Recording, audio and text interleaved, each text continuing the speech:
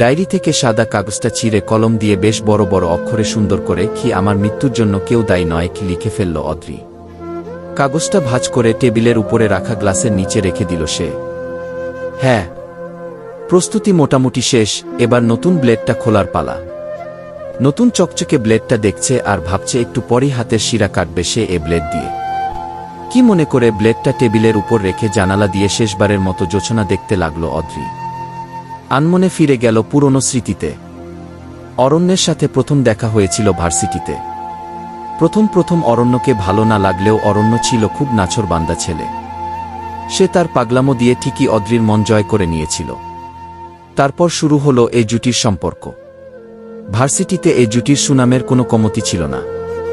এভাবে দুষ্টু মিষ্টি খুনসুটি আর একটু ঝগড়া নিয়েই চলছিল তাদের দিনগুলো।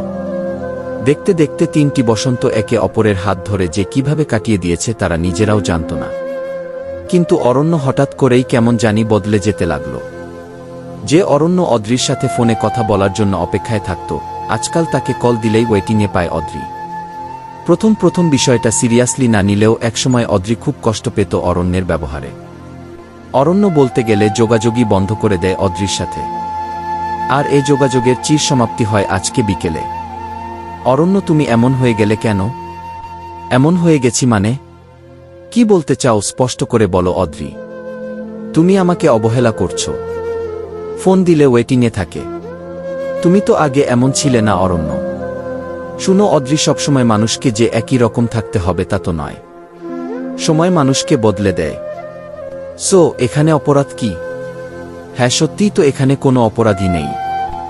আমি আসলে তোমাকে আর সহ্য করতে পারছি না অদ্রি। আই থিংক আমাদের রিলেশন কন্টিনিউ করা ঠিক না। সো প্লিজ অরণ্য, আমি তোমাকে অনেক ভালোবাসি। তুমি যেমন আছো তেমনই থাকো, তারপরও প্লিজ ছেড়ে যেও না প্লিজ। লিসেন অদ্রি, আমার পক্ষে রিলেশন কন্টিনিউ করা পসিবল না। কারণ আমি আর তোমাকে ভালোবাসি না। I am extremely sorry.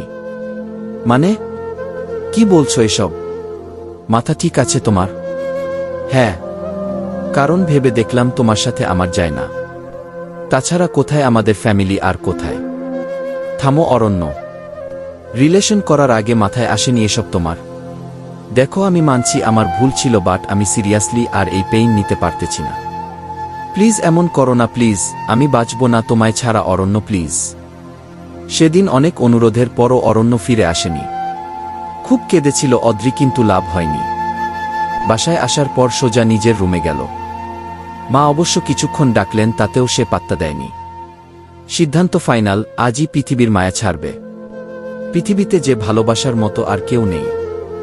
হঠাৎ মায়ের ডাকে কল্পনার জগৎ থেকে বের হলো।